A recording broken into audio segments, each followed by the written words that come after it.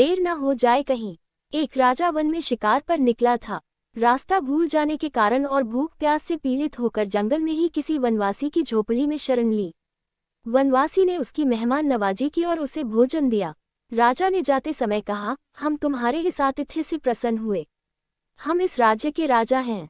तुम्हें पास के नगर का एक चंदन का बगीचा प्रदान करते हैं। इससे तुम्हारा जीवन का आराम से गुजारा जाएगा।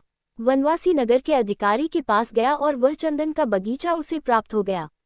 लेकिन वनवासी को चंदन का महत्व क्या है और इसका किस तरह से फायदा उठाया जा सकता है, इस बात का पता नहीं था।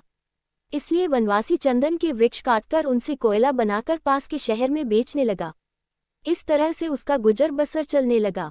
धीरे धीरे चंदन के सभी वृक्ष खत्म हो लगे और आखिर में सिर्फ एक वृक्ष बचा।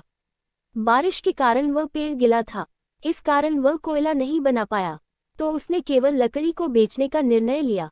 जब वह लकड़ी का गट्ठा लेकर बाजार में पहुंचा तो चंदन की खुशबू के कारण बहुत सारे लोग उससे खरीदने आ गए और बहुत भारी कीमत में वनवासी से वो चंदन की लकड़ियां खरीद ली।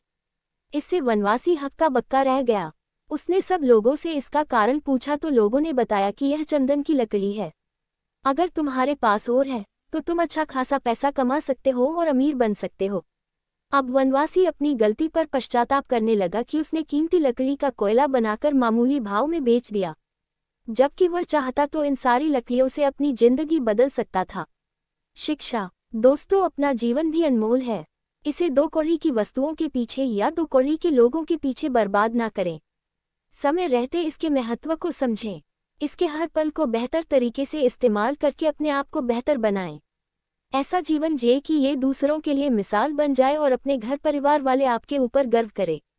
दोस्तों, जिंदगी अपनी है, इसे कैसे बेहतर बनाना है ये भी हमारे ही हाथ में है। अपनी जिंदगी बदलने के लिए कभी भी देर नहीं होती है। हम जब जाग जाएंगे तभी सवेरा है। इसलिए आज से ही दृढ़ संकल्प लें और अपने जीवन को बेहतर बनाने के लिए कड़ी मेहनत के साथ जुट जाए।